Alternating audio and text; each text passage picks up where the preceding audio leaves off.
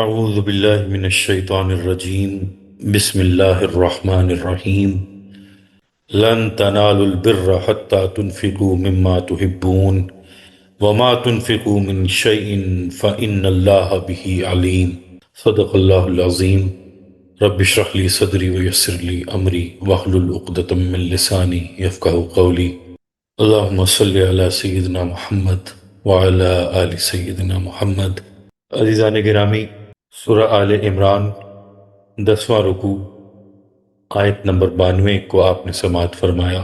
اب اس کے ترجمے اور تشریح کی طرف چلتے ہیں۔ لن تنالوا البر حتی تنفقوا مما تحبون، تم ہرگز نہیں پہنچ سکتے نیکی کے مقام کو جب تک کہ خرچ نہ کرو اس میں سے جو تمہیں پسند ہے۔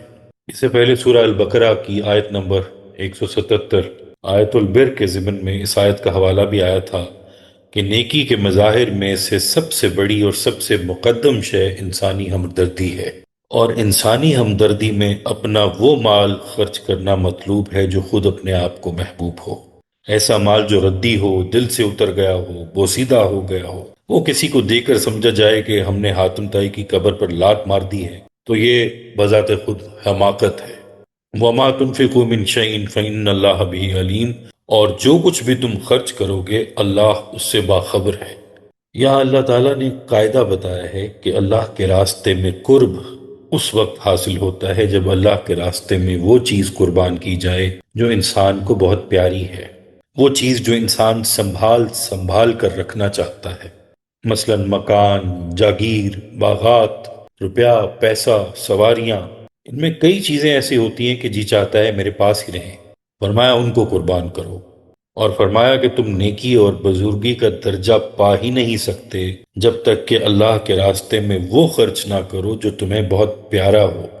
حضرت ابراہیم علیہ السلام بیٹے کو لے کر چھری ہاتھ میں لیے آ گئے تھے، حالانکہ بڑھاپے کی لاٹھی اور بڑھاپے کا سہارا تھا، صرف خواب ہی تو دیکھا تھا، مگر چھری لے کر میدان میں آ گئے۔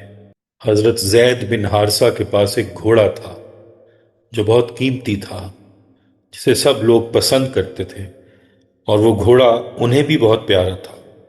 جب یہ آیت نازل ہوئی تو حضور صلی اللہ علیہ وسلم کی خدمت میں گھوڑا لے کر آ گئے کہ یا رسول اللہ صلی اللہ علیہ وسلم، اسے میں اللہ کے راستے میں دیتا ہوں، آپ قبول فرما لیں۔ آپ صلی اللہ علیہ وسلم نے گھوڑا لے لیا اور ان کے بیٹے کو دے دیا۔ تو پھر وہ روتے ہوئے آ گئے کہ یا رسول اللہ، یہ پھر میرے گھر میں آ گیا، میں نے تو اسے اللہ کے راستے میں دیا تھا، آپ نے قبول نہیں فرمایا۔ تو آپ نے فرمایا اسے اللہ نے قبول کر لیا ہے، تم نے گھوڑا دے دیا، اب ہم آگے جس کو چاہیں دیں، اللہ نے تمہاری قربانی قبول کر لی ہے۔ تو جو سب سے زیادہ پسند تھا اللہ کے راستے میں دے دیا۔ اور یہاں یہود اور یہودیوں کے علماء پر تھوڑی تنقید بھی ہے کہ ان کی کیفیت یہ تھی کہ وہ دیکھنے میں تو بہت نیک لگتے تھے، لیکن سب سے زیادہ جس چیز کی محبت تھی وہ مال تھا، وہ بڑے طریقے سے مال بٹورتے تھے۔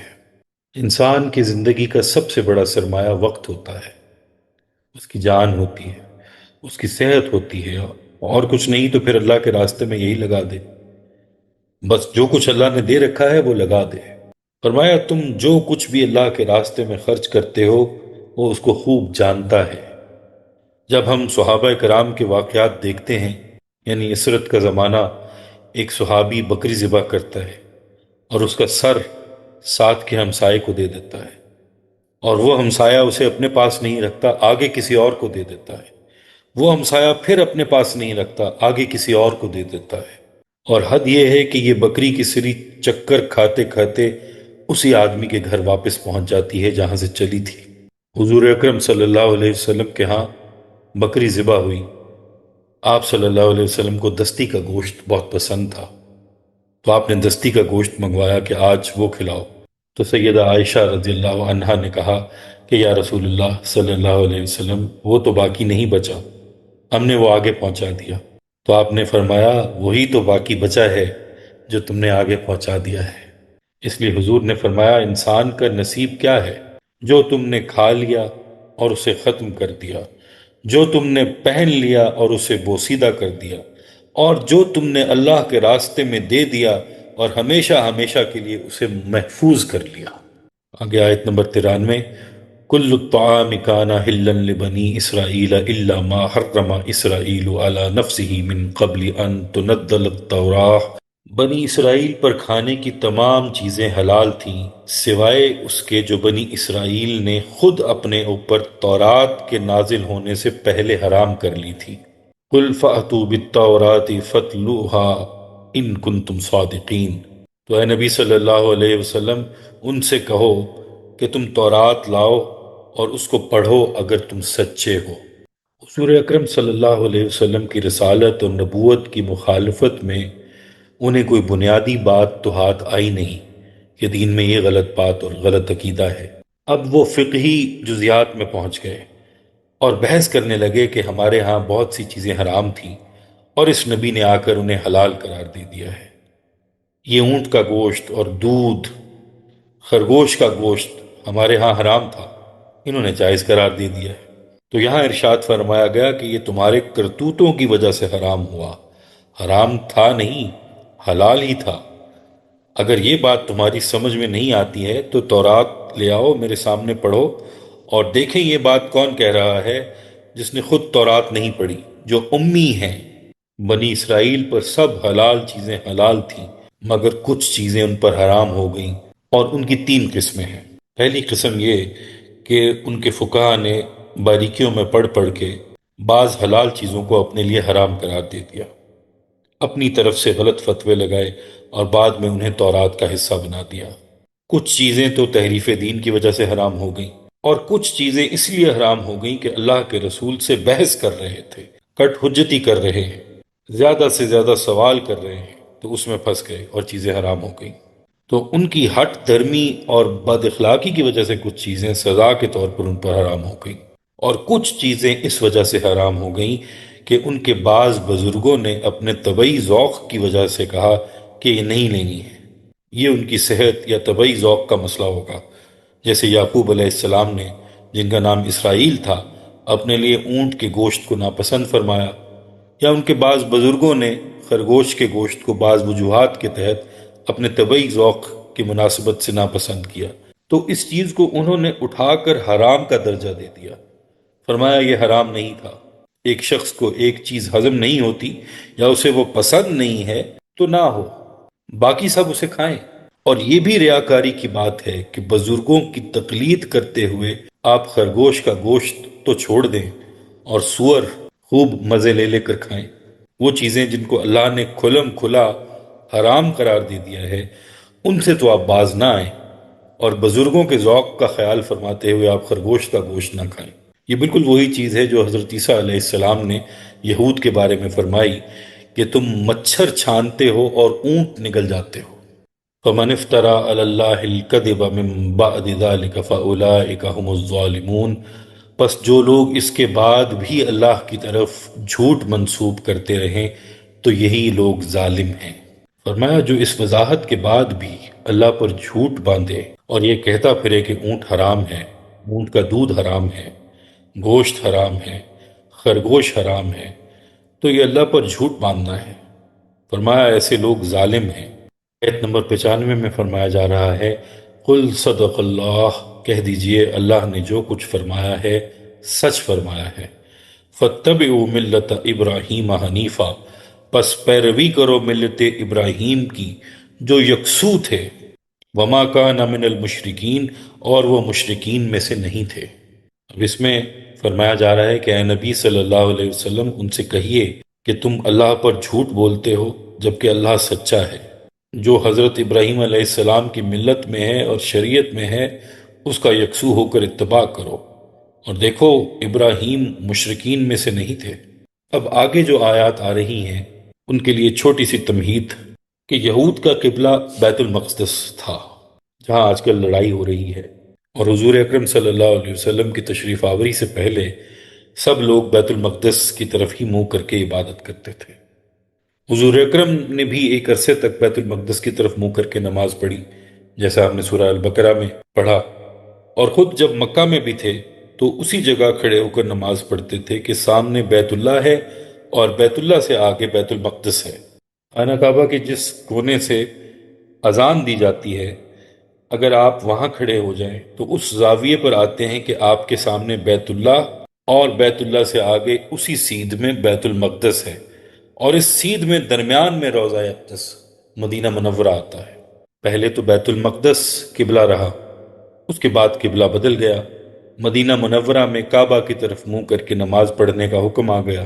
تو یہود نے یہ پروپیگنڈا شروع کیا کہ مکہ اور بیت اللہ تو قبلہ نہیں ہے، اصل قبلہ تو بیت المقدس ہے، اور ان نبی نے آ کر قبلہ ہی چھوڑ دیا ہے اور اپنی جائے پیدائش کی طرف منہ کر کے نماز پڑھ رہے ہیں۔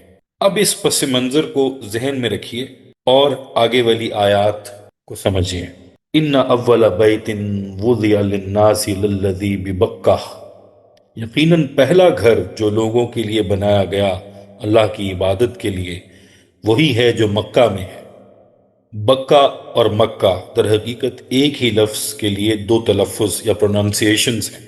مبارکم و ہدن للعالمین، برکت والا ہے اور ہدایت کا مرکز ہے تمام جہان والوں کے لیے۔ اگر کبھی بیت اللہ کو پیار کی نظر سے دیکھا جائے تو یہ ایک عجیب چیز نظر آتا ہے، اور یہ اپنے اندر اتنا گہرا اثر رکھتا ہے کہ جب اس پر پہلی نظر پڑتی ہے تو انسان کے ہوش اڑ جاتے ہیں، ایک رقت کی کیفیت طاری ہو جاتی ہے، انسان بے تحاشا رونے لگتا ہے یا سکتے کی کیفیت میں گمسم کھڑا حیرت کے عالم میں رہتا ہے۔ ایک نوجوان جو کہ سوشلسٹ تھا اور اپنی حکومت کی طرف سے حج کرنے قاہرہ سے چلا اور راستے میں حج اور حج کرنے والوں کا مذاق بھی اڑاتا رہا، جب اس کی پہلی نظر بیت اللہ پر پڑی تو اس کی چیخیں نکل گئیں اور وہ گھنٹوں روتا رہا۔ تب اللہ نے اسے توبہ نصیب کر دی۔ اور ایسا بھی نہیں ہے کہ اس گھر میں جو شخص چاہے منہ اٹھائے چلا جائے، وہ اللہ کا گھر ہے، وہاں جاتا وہی ہے جس کو اجازت ہو، بغیر اجازت وہاں کوئی نہیں جا سکتا، بغیر منظوری کے، بغیر بلاوے کے کوئی وہاں نہیں جا سکتا۔ اب اسی کے تسلسل میں آیت نمبر 97، فیہ آیات بینات مقام ابراہیم، اس میں بڑی واضح نشانیاں ہیں جیسے مقام ابراہیم علیہ السلام۔ ومن دخلہ کان آمنا، اور جو بھی اس میں داخل ہو جاتا ہے امن میں آ جاتا ہے۔ وَلِلَّهِ عَلَى النَّاسِ حِجُّ الْبَيْتِ مَنِ اسْتَطَاعَ إِلَيْهِ سَبِيلًا، اور اللہ کا حق ہے لوگوں پر کہ وہ حج کریں اس کے گھر کا جو بھی استطاعت رکھتا ہو اس کے سفر کی۔ وَمَن كَفَرَ فَإِنَّ اللَّهَ غَنِيٌّ عَنِ الْعَالَمِينَ، اور جس نے کفر کیا تو وہ جان لے کہ اللہ بے نیاز ہے تمام جہان والوں سے۔ یہاں کفر کا جو لفظ ہے وہ اس لیے استعمال کیا گیا کہ جو استطاعت کے باوجود حج نہیں کرتا تو وہ کفر کے زمرے میں آتا ہے، اور ایسے لوگوں سے اللہ بے نیاز ہے۔ فرمایا کہ مکہ میں کھلی کھلی نشانیاں ہیں اور ابراہیم علیہ السلام کے کھڑے ہونے کی جگہ ہے۔ مقام ابراہیم کو اللہ تعالیٰ آیات بینات میں سے قرار دیتے ہیں، اور کیوں نہ ہو۔ آپ غور کریں کہ اللہ تعالیٰ فرماتے ہیں اے ابراہیم اذان کہہ دو تاکہ لوگ اس گھر کے حج کو آئیں۔ حضرت ابراہیم یہ پوچھ سکتے تھے کہ اے اللہ اذان تو کہہ دوں مگر سنے گا کون؟ یہاں تو کوئی بھی نہیں ہے، لیکن آپ حضرت ابراہیم علیہ السلام تھے جو یہ سمجھتے تھے کہ کام آواز پہنچانا نہیں ہے، ان کا کام صرف صدا لگانا ہے۔ اللہ نے اس گھر میں ایسی ایسی نشانیاں رکھی ہوئی ہیں، اللہ کا جو رزق اس گھر کے ارد گرد آپ کو ملے گا دنیا میں کہیں نہیں ملے گا، اور کوئی چیز وہاں پیدا نہیں ہوتی۔ لق و دک بیابان پہاڑ، لیکن اللہ کا رزق اس قدر وافر اور اس قدر زیادہ کہ جتنا مجمع بڑھتا چلا جائے کمی نہیں ہوتی۔ حج میں 20-25 لاکھ افراد ہوتے ہیں اور چیزیں مہنگی ہونے کی بجائے اور سستی ہو جاتی ہیں۔ یہاں پاکستان میں اتنا مجمع اکٹھا کر دیجئے، پھر دیکھیں آپ کو کھانا کتنے میں ملتا ہے، آپ کو آٹے دھال کا بھاؤ معلوم ہو جائے گا۔ تو یہ بات آیات بینات میں سے ہے کہ لق و دک بیابان، پہاڑی علاقہ، سنگلاخ، بنجر زمین جہاں کوئی چیز پیدا نہیں ہوتی مگر کھانے کو سب کچھ موجود ہے۔ اب ذرا اس زمانے کی آیات بینات پر غور فرمائیں کہ ہر سو ہر طرف فساد اور غارت گری ہے، لوگوں کو مار مار کر ان کا مال چھین رہے ہیں، مردوں کو غلام اور عورتوں کو لونڈیاں بنا رہے ہیں۔ صرف ایک مکہ شہر ہے جو جائے امن ہے، یہاں کوئی کسی کو کچھ نہیں کہہ سکتا۔ اور پھر لوگوں نے اپنی آنکھوں سے دیکھ لیا کہ اس مکہ پر ابرہہ نامی ایک شخص نے حملہ کیا اور اس نے آ کر بیت اللہ کو مسمار کرنا چاہا۔ یہ حضور صلی اللہ علیہ وسلم کی پیدائش سے 40-50 دن پہلے کی بات ہے۔ تو اللہ نے ابرہہ کو عبرت بنا دیا۔ ابابیلوں نے وہ حملہ کیا کنکریوں سے کہ وہ بھس بن کر رہ گئے۔ یہ آیات بینات ہیں، میں اس میں شعائر اللہ ہیں۔ آپ صفا اور مروہ میں جائیں تو وہاں آپ کو سیدہ ہاجرہ چلتے ہوئے محسوس ہوتی ہیں کہ اس اللہ کی بندی کو کس طرح پانی اور آبادی کی تلاش میں بے قراری ہوئی، اپنے بیٹے کی جان بچانے کے لیے ادھر ادھر بھاگ رہی ہوں گی۔ اللہ کو یہ منظر اتنا پیارا لگا کہ تمام انبیاء کو پابند کر دیا، تمام اللہ والوں کو پابند کر دیا کہ میری بندی ہاجرہ کی طرح سے تم بھی بھاگ کر دکھاؤ، ویسے ہی چل کر دکھاؤ۔ یہ آیات بینات ہیں۔ دیکھا کہ شیطان بھٹکا رہا ہے کہ تمہارا دماغ خراب ہو گیا ہے کہ بیٹے کو ذبح کر رہے ہو، تو حضرت ابراہیم اسے پتھر مارتے ہیں کہ میرے راستے میں نہ آؤ۔ جہاں جہاں شیطان نے بھٹکانا چاہا انہوں نے کنکریاں ماری ہیں۔ اس ادا کو اللہ نے وہیں محفوظ کر دیا کہ میرے ابراہیم کی نقل اتارو اور تم بھی کنکریاں مارو۔ ایک ایک چیز کو نشانی بنا کر رکھ دیا ہے۔ اور سچی بات یہ ہے کہ اگر آدمی کبھی وہاں جائے اور جبل رحمت پر پہنچے تو روح پر لرزہ طاری ہوتا ہے کہ اس جگہ کھڑے ہو کر حضور صلی اللہ علیہ وسلم نے خطبہ دیا تھا، تاریخی خطبہ حجت الوداع۔ اس جگہ حضور اکرم صلی اللہ علیہ وسلم نے کھڑے ہو کر فرمایا تھا کہ جاہلیت کی ہر رسم کو پاؤں تلے روندتا ہوں۔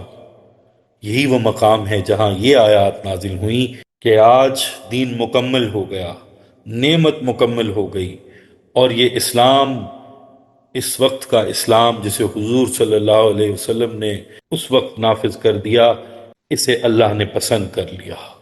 آیت نمبر 98، قُلْ يَا أَهْلَ الْكِتَابِ لِمَ تَكْفُرُونَ بِآيَاتِ اللَّهِ، کہہ دیجئے اے اہل کتاب، تم کیوں اللہ کی آیات کا انکار کر رہے ہو؟ وَاللَّهُ شَهِيدٌ عَلَى مَا تَعْمَلُونَ، جبکہ جو کچھ تم کر رہے ہو اللہ اسے دیکھ رہا ہے۔ فرمایا اس وقت دنیا میں سب سے زیادہ اللہ کی نشانیوں کو جاننے والے تم ہو، اللہ کے رسول کو اس حد تک پہچاننے والے کہ اللہ تمہارے بارے میں شہادت دے رہا ہے کہ یعرفونہ کما یعرفون ابناء، یہ لوگ حضور اکرم صلی اللہ علیہ وسلم کو اس طرح پہچانتے ہیں جیسے اپنے بیٹوں کو پہچانتے ہیں۔ قُلْ يَا أَهْلَ الْكِتَابِ لِمَ تَصُدُّونَ عَنْ سَبِيلِ اللَّهِ مَنْ آمَنَ، کہہ دیجئے اے کتاب والو، تم کیوں روکتے ہو اللہ کے راستے سے اس کو جو ایمان لے آتا ہے؟ تَبْغُونَهَا عِوَجًا، تم اس میں کجی پیدا کرنا چاہتے ہو، تم چاہتے ہو کہ جو اہل ایمان ہیں وہ بھی ٹیڑھے راستے پر چلیں۔ فَأَنْتُمْ شُهَدَاء، حالانکہ تم خود گواہ ہو، تم راہ راست کو پہچانتے ہو اور جو کچھ کر رہے ہو جانتے بوجھتے کرتے ہو۔ وَمَا اللَّهُ بِغَافِلٍ عَمَّا تَعْمَلُونَ، اور اللہ غافل نہیں ہے اس سے جو تم کر رہے ہو۔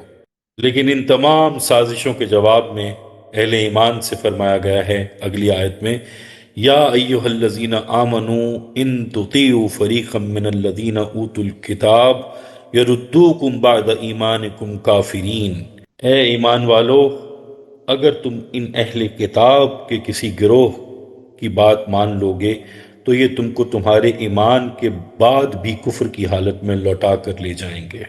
اب یہاں خطاب اہل کتاب کی طرف سے منتقل ہو کر اہل ایمان کی طرف ہو رہا ہے کہ اے اہل ایمان، اگر تم میں سے کسی نے اہل کتاب کی پیروی کی تو بے شک تم ایمان لا چکے ہو، لیکن ان کی صحبت، ان کی محبت اور ان کی دوستی کی وجہ سے تم پھر کافر ہو جاؤ گے۔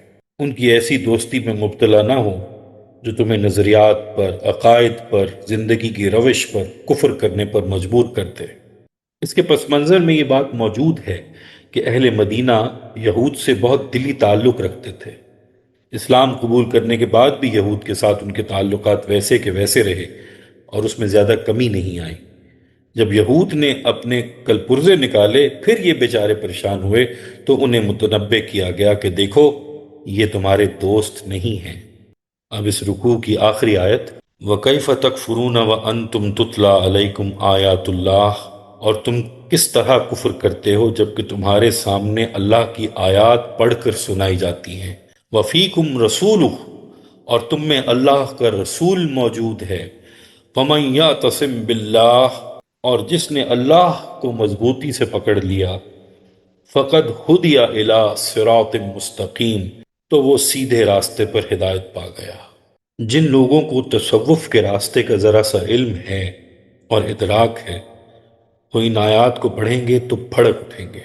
غالباً 2 آیات کے بعد وہ آیت آ رہی ہے اگلے رکوع میں کہ اللہ کی رسی کو مضبوطی سے پکڑ لو، مگر اس آیت میں یہاں جو بات کہی جا رہی ہے وہ ذرا الگ ہے کہ اللہ کو مضبوطی سے پکڑ لو۔ یہ اللہ تعالیٰ کا ایک انداز ہے کہ اس بات کا احساس دلاتے ہیں کہ آخر کار تمہیں میری طرف ہی آنا ہے۔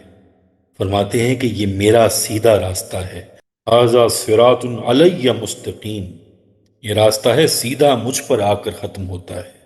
سورہ الحجر کی آیت نمبر 41 میں یہ فرمایا گیا۔ اب اس اسلوب کو غور سے سمجھے تو یوں لگتا ہے کہ ایک باپ جیسے اپنے بچوں کو بلا رہا ہو کہ دیکھو میں نے آنکھ بند کی ہوئی ہے، آؤ میرے گلے سے لپٹ جاؤ۔ آگے فرماتے ہیں کہ یہ جو اللہ کی رسی ہے اس کا ایک سرا تمہارے ہاتھ میں ہے اور دوسرا سرا میرے ہاتھ میں ہے، بس اسے ذرا مضبوطی سے پکڑے رکھنا، چھوڑنا نہیں، میں تمہیں اپنی طرف کھینچ لوں گا۔ اگر غور کریں تو پتہ چلتا ہے کہ آخری منزل اللہ کی ذات ہے، سارا مقصد اللہ تک پہنچنا ہے اور اسی کی طرف لوٹنا ہے۔